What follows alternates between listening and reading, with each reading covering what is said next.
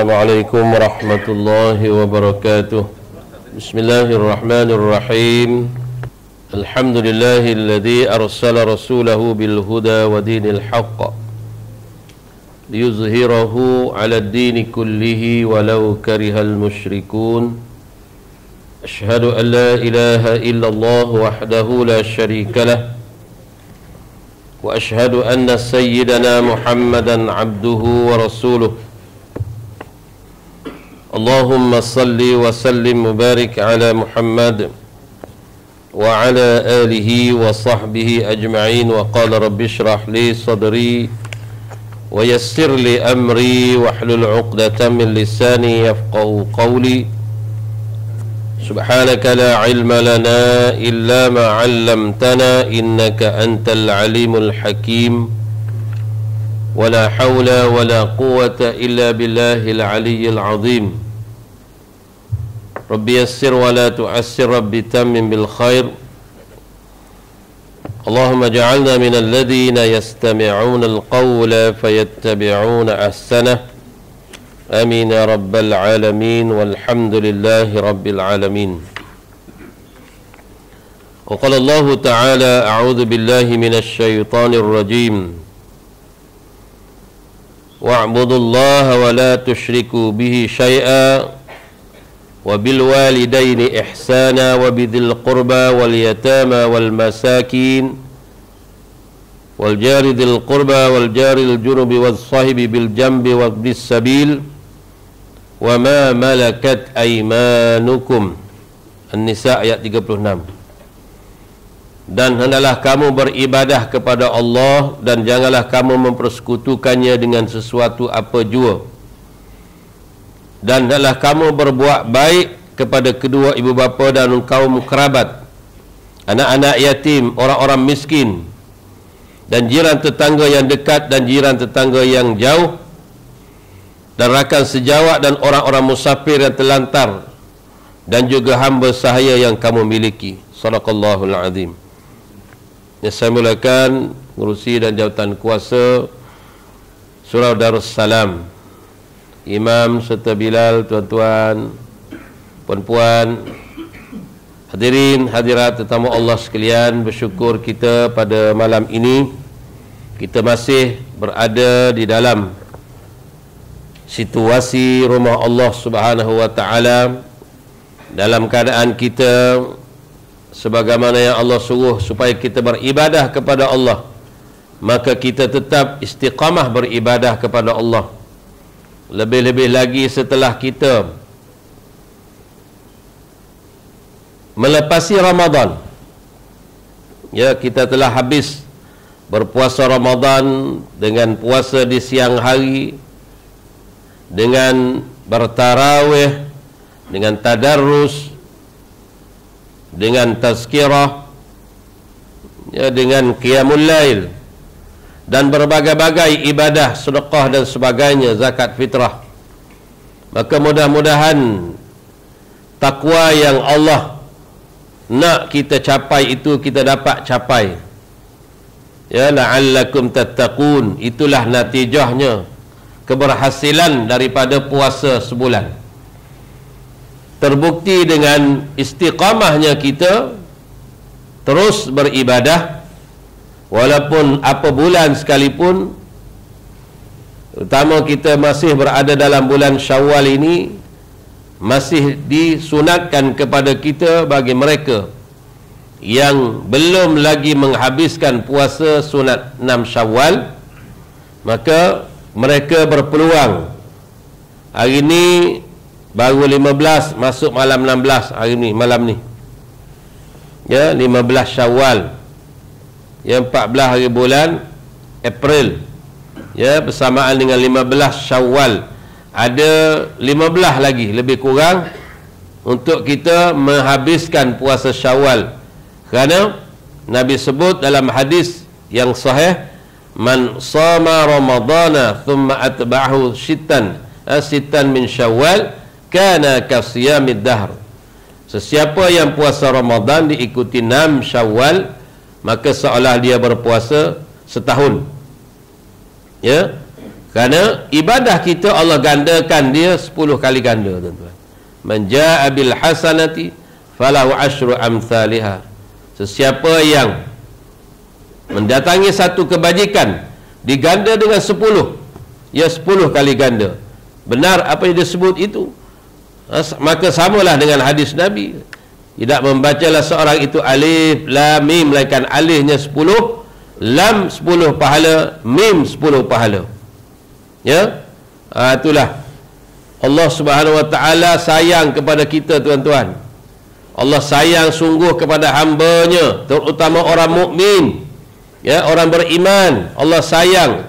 Batu Allah berikan gandaan-gandaan yang sedemikian rupa.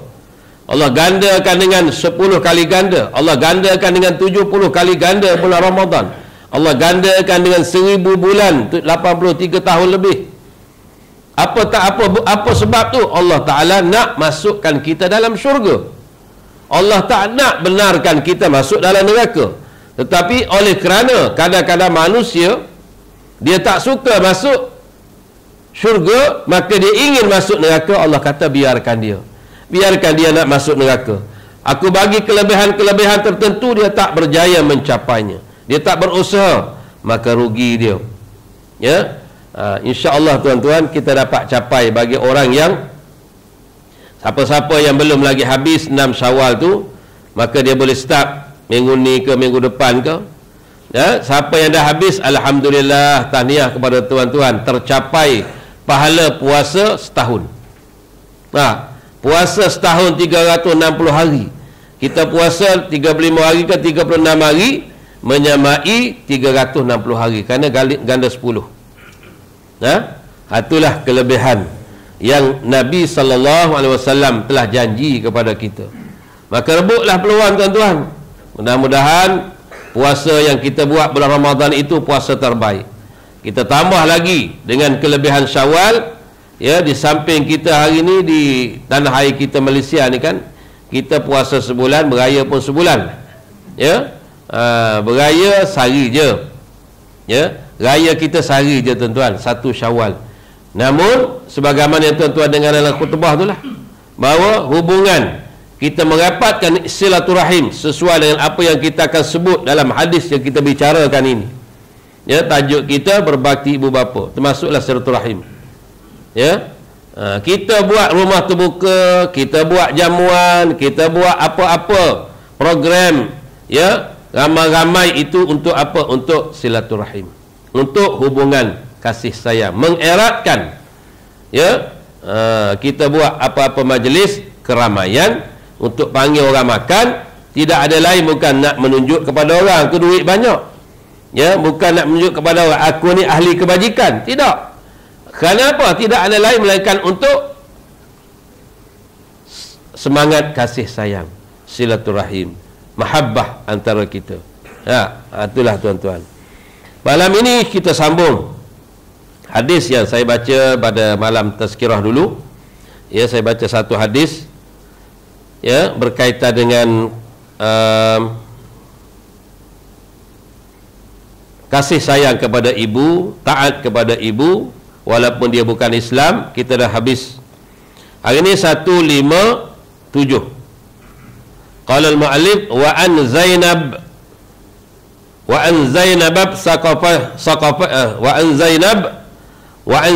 as-Saqafiyyah imra'atin Abdullah bin Mas'ud radhiyallahu anhu wa anhuma wa anha, ya, radhiyallahu anhu wa anha. Qala Rasulullah sallallahu alaihi wasallam, tasaddaqna ya ma'syaran nisa walau min halyikunna.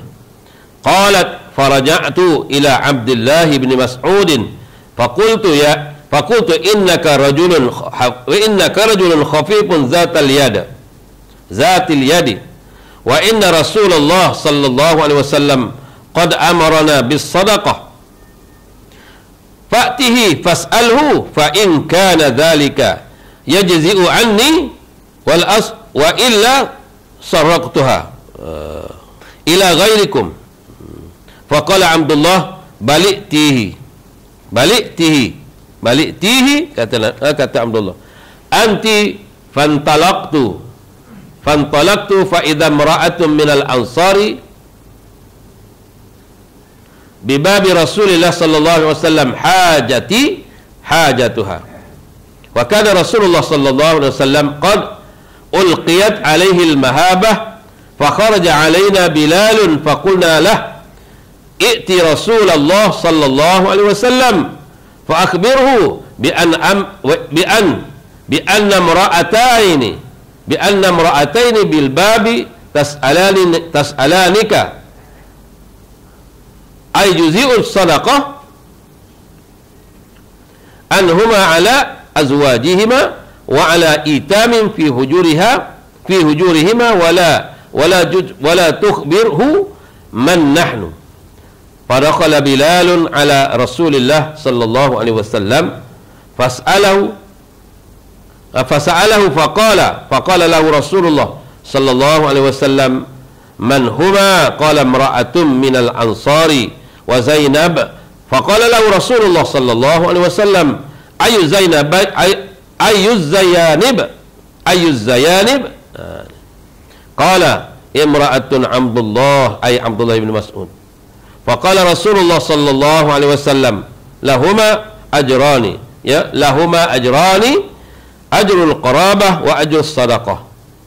Rahul Bukhari wa Muslim. Hadis sahih Bukhari Muslim. Hadis yang panjang, daripada Zainab As-Sakhafiyah, As-Sakhafiyah. Siapa dia ni? Iaitulah isteri kepada Abdullah ibni Mas'udin radhiyallahu anhu. Zainab As-Sakhafiyah ni ialah isteri kepada Abdullah ibnu Mas'ud. Yang kita kenal Ibnu Mas'ud ni, namanya Abdullah bin Mas'ud Al-Huzaili, ni antara orang yang generasi awal memeluk Islam di zaman Rasulullah sallallahu alaihi wasallam, dan di antara orang-orang Muhajirin, dan sahabat yang terkenal. Di antara kalau hadis-hadis berkaitan dengan kewafatan Rasulullah, beliaulah yang banyak meriwayatkan, kerana beliau antara orang yang ada dekat dengan Nabi dan orang yang datang bertemu Nabi di saat akhir-akhir hayat Nabi. Dan beliaulah di antara orang yang banyak bertanya Nabi tentang bagaimana pengurusan jenazah Nabi. Ya Rasulullah, bila Rasulullah wafat, siapa yang memandikan, siapa yang mengapankan, siapa yang menyembahyangkan? Maka Rasulullah jawab kepada Abdullah bin Mas'ud, orang yang akan memandikan aku adalah golongan orang yang rapat, keluargaku yang rapat, ahli baiti, fal adna summal adna. Siapa yang mengapankan daku, sama juga keluargaku.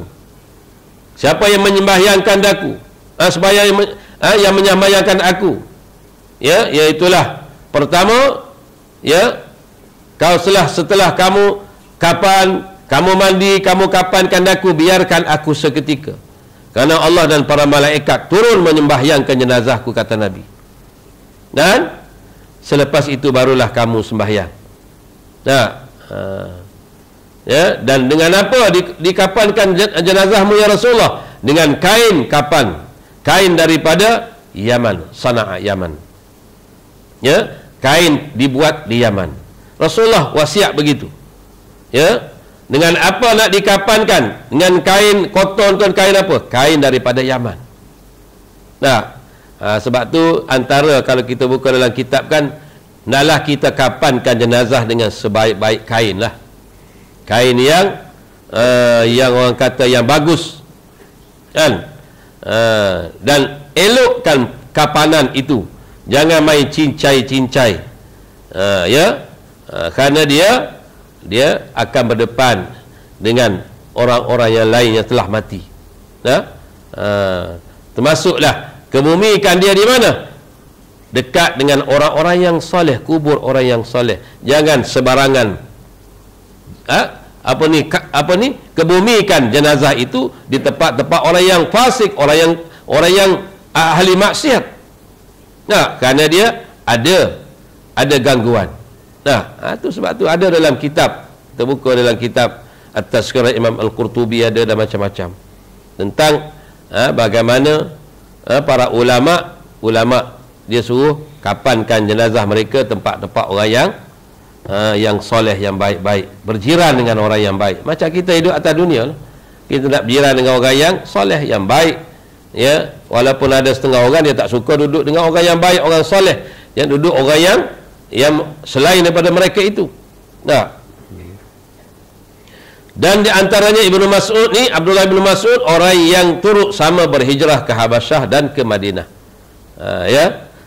Dan orang yang menyertai perang Badar, antara orang yang kuat berhempas pulas untuk membunuh Abu Jahal, dia di antara salah seorang. Memang dikejarnya Abu Jahal, dicari Abu Jahal untuk dibunuh dalam perang Badar, walaupun dia tak sempat membunuh orang lain yang tukang bunuh Abu Jahal itu, bukan Abdullah bin Mas'ud. Tetapi di antara orang yang bekerja keras untuk mendapat Abu Jahal, untuk mematikan Abu Jahal. Seorang yang sangat alim dan faqih, ya, dan banyak meriwayatkan hadis ini Abdullah bin Mas'ud, ya. Dalam Musnad Baqi terdapat 840 hadis yang diriwayatkan oleh beliau. Banyak sahabat-sahabat yang mengambil hadis daripada beliau, antaranya ialah sahabat-sahabat yang mengambil banyaklah, ya. Dan beliau meninggal dunia pada tahun 33 Hijrah, dan dikebumikan di Baqi', ya. Di Baqi' kita pergi di Madinah tu, ada di sana tu kubur Abdullah ibnu Mas'ud, sahabat Nabi. Orangnya kecil, kurus. Kurus.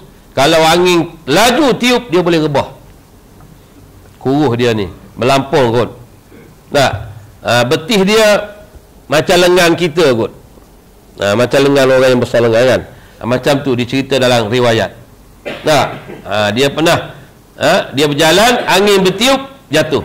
Sahabat pun gelak. Gelak. Sebab apa? Luculah. Nabi marah, jangan kamu ketawa, jangan kamu gelak. Ya, kamu tahu tak? Walaupun betih dia besar tu kecil, tapi iman betih dia tu iman pada betih dia tu saja lebih berat daripada gunung bukit Uhud yang besar tu. Tu Nabi marah, ya.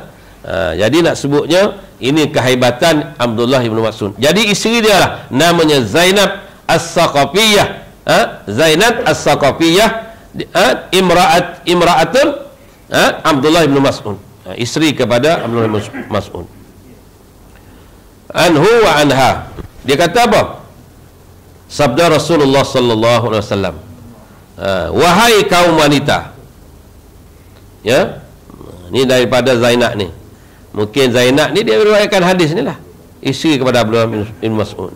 Wahai kaum wanita, bersedekahlah sekalipun dengan perhiasan-perhiasan kamu. Nabi kata kepada wanita di zaman itu, sezaman dengan Zainab As-Saqafiyah ni, ya, wahai wanita-wanita, bersedekahlah walaupun dengan barang perhiasan, barang kemah kamu. Ini Nabi suruh. Kata Zainab, maka aku pun kembali kepada Abdullah bin Mas'ud. Bila aku dengar Nabi cakap begitu, aku balik bertemu dengan suami aku, Abdullah bin Mas'ud. Lalu aku berkata, sesungguhnya engkau adalah seorang yang miskin, sedangkan Rasulullah SAW telah menyuruh kami supaya memberi sedekah. Sahabat Nabi, tuan-tuan faham sendirilah, ya, miskin. Kan kalau kita baca dalam sejarah di awal Islam, ya, memang sahabat ni dia tinggalkan Mekah selas pinggang. Tuan-tuan bayangkan, keluar daripada Mekah, ya, berhijrah bersama Nabi ke Madinah, Yasrib, dan dipaksa atau diberikan kata dua oleh Abu Jahal dengan orang-orang pembesar Mekah, keluar daripada Mekah, jangan bawa harta yang ada di Mekah. Ya, tu memang syarat dia nak pergi hijrah. Nak keluar, ya, jangan bawa walaupun 1 sen, jangan bawa. Bawa selas pinggan, kenderaan begitulah, kan. Itulah walaupun kita kata Abdurrahman bin Auf tu kaya kan, pergi Madinah jadi kapal kedana, atau terpaksa berhutang dengan orang Madinah untuk buat modal untuk berniaga, maka dia berhutang, dia bayar, dapat hasil yang lumayan sehingga jadi jutawan balik. Apa ni Abdurrahman bin Auf?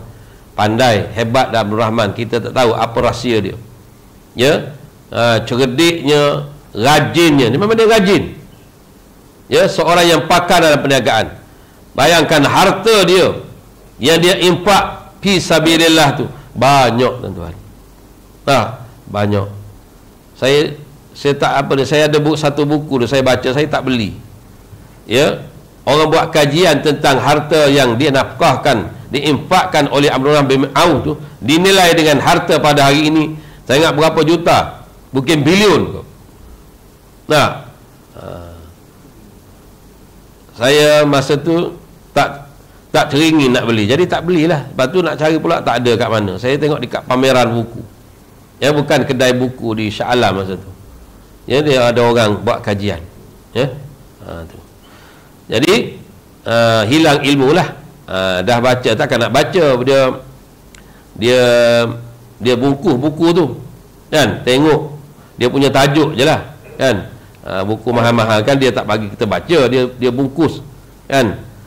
Kedai buku mestilah, kalau tidak tak lakulah buku dia kan. Tu.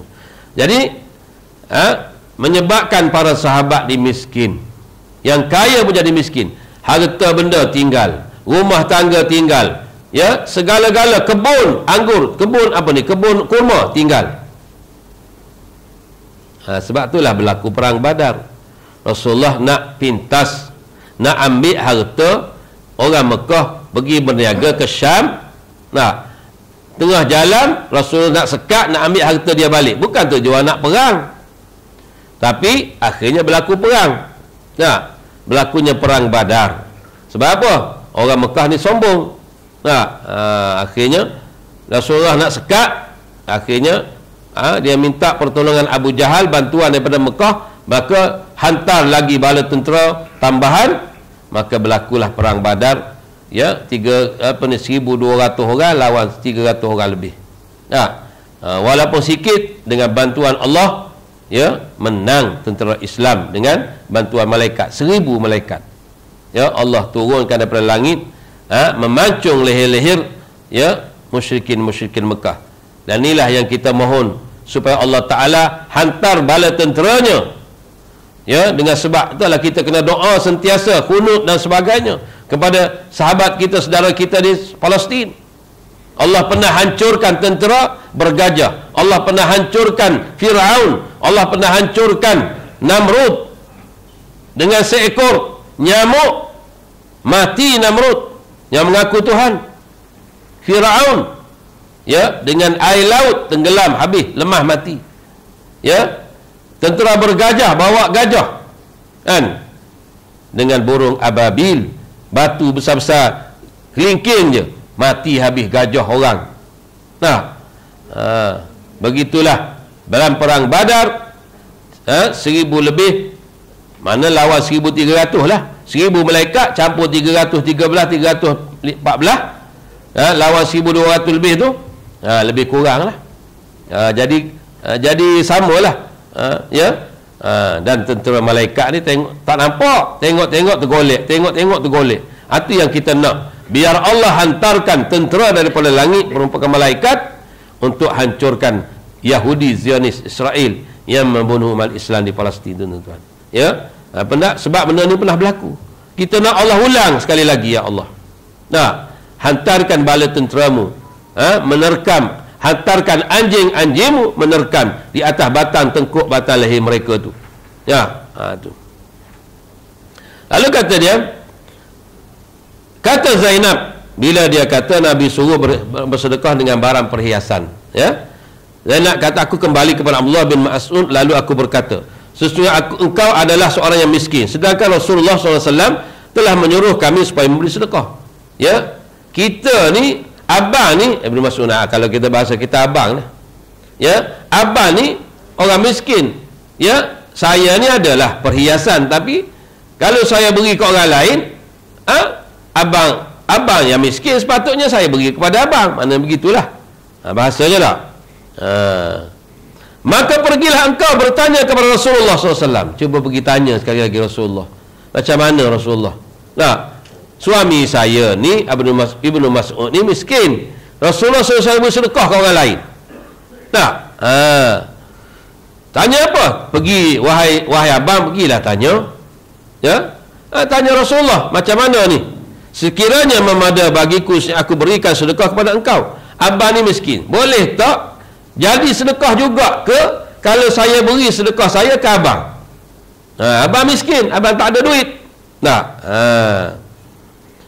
Dan jika tiada memada, aku akan beri kepada orang lain. Kalau tak boleh, kalau tak jadi sedekah, kalau beri kepada suami yang miskin, saya nak beri ke orang lain lah. Kata dia macam tu. Kata Zainab As-Saqafiyah. Maka jawab Abdullah Ibnu Mas'ud, engkau sendirilah yang pergi berjumpa dengan Rasulullah. Ya, awak sendirilah, ataupun ayang sendirilah pergi jumpa Rasulullah. Buat apa? Abangnya pergi sendirilah. Nak tanya Rasulullah, biar dia jawab sendiri. Kemudian aku pun pergi, kata Zainab.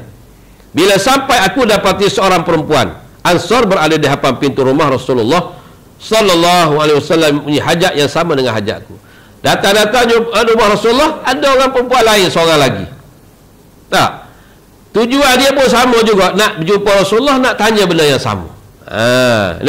Mungkin dia dengar hadis Nabi macam tu, dia pun nak tanya juga. Mungkin dia pun suami dia miskin juga, kan? Ni dengar ibu-ibu ya, kalau suami tak ada duit, bagi kat suami duit tu, jangan duk bersedekah kat orang lain. Tu ya. Lalu kata dia, dia seorang perempuan tadi sama hajat dengan Zainab. Jadi wa kana Rasulullah sallallahu alaihi wasallam qad ulqiyat alaihi al-mahabah. Ya, adalah Rasulullah sallallahu alaihi wasallam orang yang tinggi kewibawaannya. Rasulullah ni hebat wibawanya, tinggi fikrahnya, tinggi pemikirannya, tinggi kepimpinan, daya kepimpinannya, kasihan belahnya tinggi. Kemudian Bilal keluar menemui kami. Mungkin nama masa tu Bilal ada. Bilal pun Rasul tak jumpa Rasulullah lagi. Rasulullah mungkin duduk dalam lah. Jadi keluarlah Bilal bin Rabah. Lalu kami berkata kepada Bilal, kata Zainab tadi, aku pun cakap dengan Bilal, engkau pergilah kepada Rasulullah sallallahu alaihi wasallam dan beritahu kepadanya bahawa dua orang wanita sedang menunggu di depan pintu untuk bertanya kepada Tuhan. Wahai Bilal, cuba pergi cakap dengan Rasulullah, saat ada dua orang ni perempuan nak jumpa Rasulullah, nak tanya hal dengan Rasulullah. Adalah memadai jika sedekah itu, ya, adakah memadai jika sedekah itu diberi saja kepada suami keduanya serta anak-anak yatim yang ada dalam tanggungan keduanya?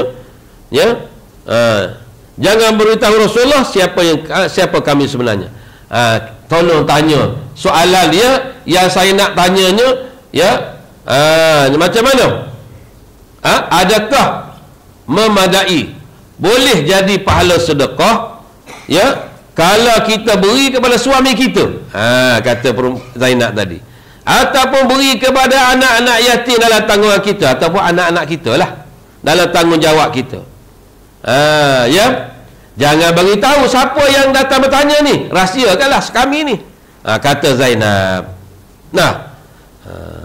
Tolong jangan bagi tahu siapa yang datang nak tanya Rasulullah. Awak tolong bawa soalan saya ni cuba Rasulullah, biar Rasulullah jawab. Lalu Bilal masuk menemui Rasulullah sallallahu alaihi wasallam menanyakan perkara itu. Jadi mungkin di sini ada perempuan-perempuan kan segan. Rasulullah pun mungkin segan nak jumpa wanita secara berdepan gini-gini. Ya, Rasulullah ni antara seorang yang pemalu. Wa kana sallallahu alaihi wasallam syadidal haya'i wat tawadhu. Kita baca dalam Ja'far al-Barzanji, dalam Barzanji itu kan, adalah baginda sallallahu alaihi wasallam teramat malu. Sifat Nabi ni pemalu, teramat syadidal haya' wat tawadhu, dan rendah diri. Ja'far Barzanji karang yang tuan-tuan baca, amtadi'ul imla bismi zatil aliyah.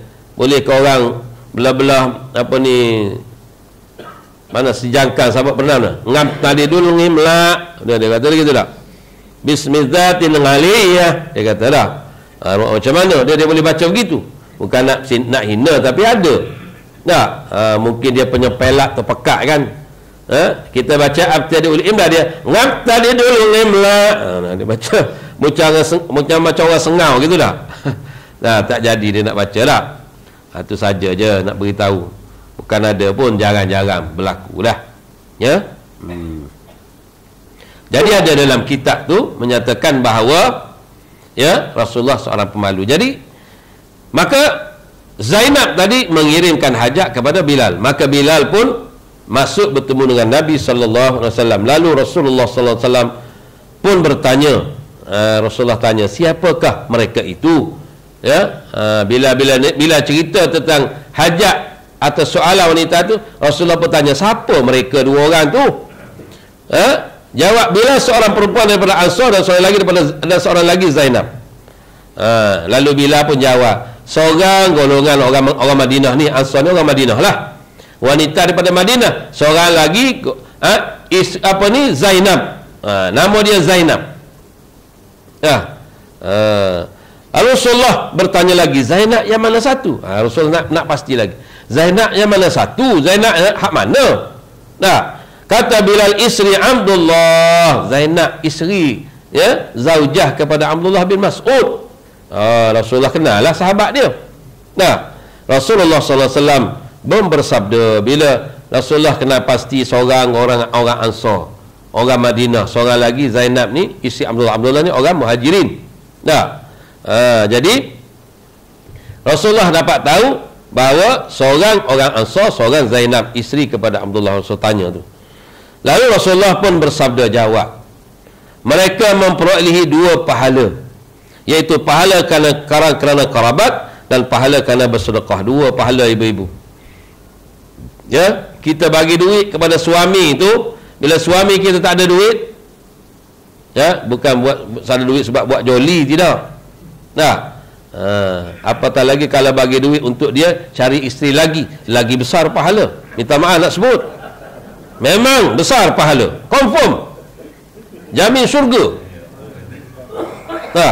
Walaupun ibu-ibu marah, itu yang benar saya cakap, tapi tak berlaku lah dah. Jauh langit dan bumi, jauh api daripada panggang. Tu ya, tu betul. Saya cuba tanya ustaz lain, jangan tanya saya seorang. Tu. Jadi nak sebutnya, kalau kita beri sedekah kepada suami miskin, ya, tak ada duit nak belanja ke nak apa ke, lalu kita niat sedekah,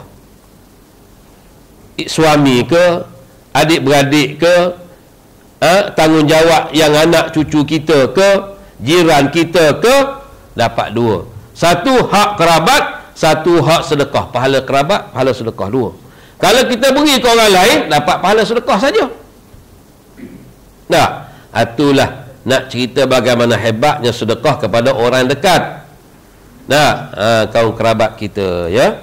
Hadis Bukhari Muslim. Pengajaran hadis. Pertama, isteri yang mengeluarkan wangnya sendiri untuk perbelanjaan rumah tangga sebagai membantu kewajiban suami adalah berniat ikhlas. Pertama dia kena ikhlas lah, bukan dia mengungkit-ungkit.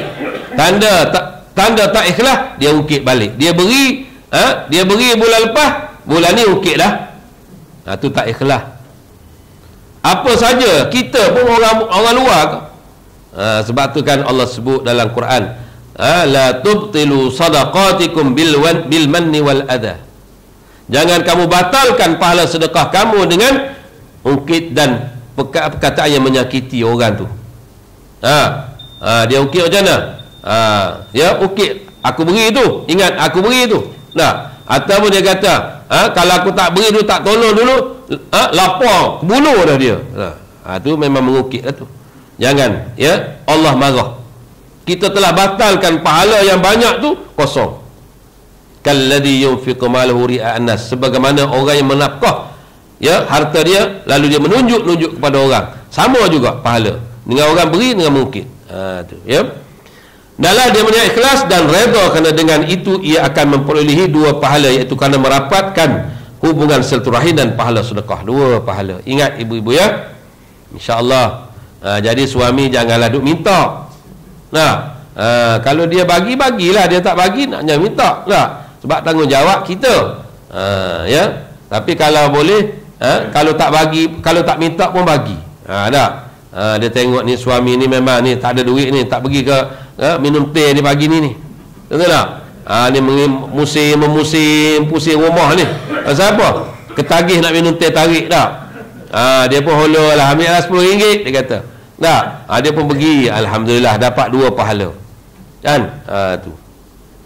Yang kedua, dipahamkan juga melalui hadis ini bahawa isteri yang tidak berpendapatan tetapi berkemampuan untuk membantu suami dari segi tenaga, sekiranya diniatkan dengan ikhlas serta redha, juga akan memilih pahala yang sama daripada Allah SWT. Samalah.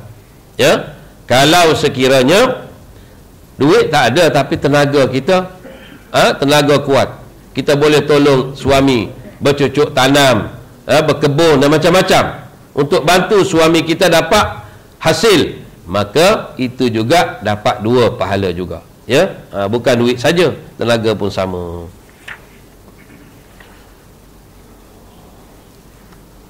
Satu lagi hadis ya. Hadis tadi hadis panjang, sebab tu dia jadi panjang. Satu hadis lagi. Wa an Abi Sufyan Sakhr bin Harb radhiyallahu anhu fi hadisih at-tawil fi qissati Hiraqla. Ni ya. Anna Hiraqla qala li Abi Sufyan, famadha ya'murukum bih? Yani an-nabiy sallallahu alaihi wasallam.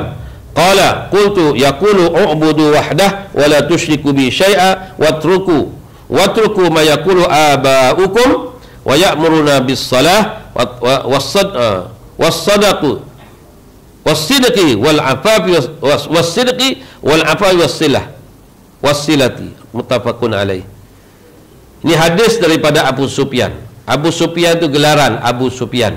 Namanya Sakhr bin Harb, atau sebenarnya Abu Sufyan bin Harb. Sakhrun bin Harb, ya, bin perang tu. Abu Sufyan bin perang. Harb tu perang. Ya, Abu Sufyan ni adalah musuh ketak Nabi di awalnya. Tapi akhirnya dia apa tuan-tuan? Dia masuk Islam selepas Fathu Mekah. 8 Hijrah dia masuk Islam. Ya, tahun ke-8 Hijrah Rasulullah wafat tahun 10 Hijrah kan. Jadi dia sepak 2 tahun dengan Nabi sebelum dia selepas dia Islam. Dia terlibat dengan perang Hunain. Dia bersama dengan tentera Islam dalam perang Hunain. Dia ni seorang sahabat. Nama anak dia Muawiyah. Muawiyah tu bin Abu Sufyan tu anak dia lah. Ya. Dia kata daripada Abu Sufyan dan Sakhr bin Harb radhiyallahu anhu, dalam hadis yang panjang mengenai cerita Hiraqla. Hiraqla ni bahasa Arab, bahasa Melayu, bahasa Inggeris kata Hercules. Tuan-tuan tahu Hercules apa dia? Ya, panglima Rom. Raja Rom lah, panglima Rom. Yang Nabi tulis surat. Surat tu ada di Tuk Kapi tuan-tuan. Turki. Nah. Wassalamu man ittaba'al huda. Min Muhammad Rasulillah, min Muhammad bin Abdullah ila Hiraqla Rumul Azim. Nabi tulis tu. Cop mohon Nabi tu. Daripada Muhammad bin Abdullah atau Muhammad Rasulullah kepada Hercules, panglima tentera Rom yang besar. Nah, wassalamu man ittaba'al huda. Rasulullah buah ayat Quran. Salam sejahtera dia bagi orang yang mengikut petunjuk. Orang yang berada di atas petunjuk. Nabi tulis surat pendek je. Aslim taslam. Islamlah kamu, nescaya kamu selamat. Itu surat Nabi. Nabi tulis surat. Antara taktik dakwah Nabi, uslub dakwah Nabi, Nabi bercakap, Nabi tulis surat, Nabi utus utusan macam-macam. Nak suruh tengok darjah kebesaran orang lah. Nabi ni sangat orang kata cerdik. Tak, orang macam ni dia utus cara cerdik. Orang yang besar darjah kebesaran dia, cara dengan dihormat dengan cara kebesaran. Bukannya ni cincai-cincai Rasulullah. Tidak. Ya. Jadi sewaktu sebelum Islam. Ya. Jadi bukan selepas Islam, Abu Sufyan Islam dah ni. Ya. Bila utusan Nabi ke jumpa dengan Hercules tanyalah. Contohnya Abu Sufyan ni, Hercules tanya. Ya, Hercules ni mungkin Hercules ni satu pangkat lah kot. Macam kita kata Fir'aun ni kan banyak kan, 1, 2 sampai berapa. Tapi jawatan mana kita kata sultan ni banyak kan, macam tu lah. Hercules ni pun sama. Nah, Hercules berapa tak tahulah. Yang ini kalau Fir'aun zaman Musa tu Ramses 2 dah. Tu dia walaupun dia Fir'aun tu banyak. Ya, Fir'aun Khufu, macam-macam hak buat piramid tu nama. Dia banyak macam berapa piramid ada tu. Tu setiap tu seorang Fir'aun. Nah, ada berapa? Kalau ada berapa Fir'aun dalam tu? Yang paling besar sekali Fir'aun piramid Khufu dia panggil. Nah, di Mesir tu berapa usia beribu tahun dah, kan? Masih ada pada hari ni. Kalau kita pergi Mesir, saya nak pergi Mesir bulan 10, boleh nak ikut tuan-tuan. Nah, jomlah kita pergi Mesir nak tengok macam mana Fir'aun buat piramid. Yang tak pergi lagi lah, ya. Nak pergi tengok bagaimana Nabi Musa, nak pergi tengok kampung Nabi Yusuf, nak tengok air terjun di padang pasir. Itu satu-satunya tuan-tuan. Di Mesir ada air terjun padang pasir tuan-tuan, ya. Negeri lain payah nak jumpa, tapi ada air terjun padang pasir. Ada Tasik, Wadi Rayyan, kampung Nabi Yusuf alaihissalam, ya, macam-macam lagi. Kita boleh tengok bagaimana kehebatan orang-orang dulu lawan kezaliman, untuk menghancurkan kezaliman, nabi-nabi dulu. Kata dia, apakah yang disuruh apa ni? Bila Abu Sufyan jumpa Hercules ni, Hercules tanya, apakah yang disuruh kepada kamu, yakni Nabi Muhammad SAW? Ya, Muhammad suruh apa kamu? Ya, aku nak tahu ni. Jawab Abu Sufyan, lalu aku menjawab, Nabi bersabda, hendaklah kamu menyembah Allah yang Maha Esa. Ya, kamu hendaklah sembah Tuhan Allah yang Maha Esa, dan jangan kamu menyebutui dengan sesuatu, dan tinggalkan apa yang diucapkan oleh bapa-bapa kamu terdahulu. Jangan tinggalkan ucapan-ucapan penyembahan-penyembahan karut yang ditinggalkan oleh tok nenek moyang kamu. Kata Nabi kata kepada dia, Abu Sufyan cerita kepada Hercules ni apa yang Nabi suruh. Dan Nabi menyuruh kami melakukan sembahyang. Ya'muruna bis-salah. Rasulullah suruh kami sembahyang. Dan bercakap benar. Was-sidqi, bercakap benar, jangan bohong. Sebab tu orang bercakap bohong ni menimpang daripada Nabi SAW. Tak kira siapa dia. Dia orang kecil ke orang besar ke, dia boleh dia berbohong, dia menyanggah Nabi. Sedangkan Abu Sufyan cerita kepada Hercules. Hercules dengar. Hercules ni sebenarnya nak masuk Islam, tapi oleh kerana dia ni kan dikelilingi oleh orang-orang hebat juga. Awak-awak dia yang memang dia dah masuk Islam dah tuan-tuan. Iman dia dah nak masuk dah. Tapi oleh kerana kiri kanan dia ni, dia pandang dia ni, takkan aku jadi dia nak jadi orang nak ikut orang pula, dia orang besar dah. Itu kadang-kadang punca kita tolak kebatilan, kebenaran, menabati sebab kita nak jaga survival kita, nak jaga nama baik kita kadang-kadang. Dan wal afafa wassilah, ya. Dan Rasulullah menyuruh kami menjaga diri dari melakukan kejahatan dan eratkan hubungan silaturahim. Inilah maksud dari silaturahim ni, ya. Bukhari Muslim. Jadi penjelasan hadis menghubungkan silaturahim adalah termasuk dalam suruhan Rasulullah yang wajib diamalkan oleh semua umat Islam. Betul, ya, dalam bab silaturahim. Sebab tu bagus kita adakan open house, majlis Idul Fitri, apa sajalah, jalinan mesra ke apa sajalah. Jangan buat joget lambak sudahlah. Tu. Betul tak? Buatlah makan kecil-kecil ke besar-besar, tengok kemampuan kita. Ataupun kita buat program rumah terbuka di mana? Di surau, di masjid. Untuk apa? Untuk ukhuwah. Walaupun mereka tu bukan adik-beradik kita, tapi ukhuwah kejiranan. Penting. Ya? Apa? Kalau tak ada duit, buat secara potluck. Tak ada salah. Sikit seorang bawa. Oh, melebih kadang-kadang. Ya, melebih-lebih kadang-kadang. Ya. Yang kedua, antara amalan-amalan yang baik yang disuruh oleh Rasulullah sallallahu alaihi wasallam ialah sembahyang, bercakap benar, menjaga diri melakukan kejahatan dan mengeratkan silaturahim. 4 benda lah. Ya. Rasulullah suruh kita ya, jangan sembah melainkan Allah. Jangan kita ikut kata-kata orang tua kita yang khurafat, yang tahayul, yang sesat. Yang ketiga, suruh kita sembahyang. Yang keempat, suruh kita bercakap benar. Yang kelima, suruh kita ya menolak kejahatan. Yang keenam ialah menghubung silaturahim. Ya, itulah yang disebut dalam hadis pengajaran. Yang ketiga, hadis yang ini menggambarkan peri mustahak hubungan sama manusia antara satu sama dengan yang lain. Wallahu alam. Cukuplah sekadar itu pada malam ini. Kita akan sambung pada hadis 159 pada kuliah akan datang.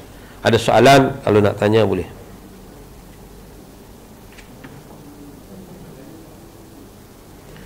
Ada?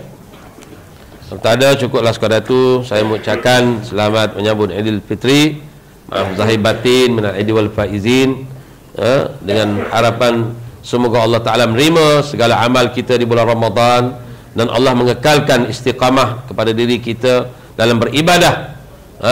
Setelah kita sebulan dilatih untuk bertemu, untuk bersama Ramadan, maka hasilnya ialah Syawal ini kita nak tengok. Ya, tapi saya rasa walhasil balik hasal lah.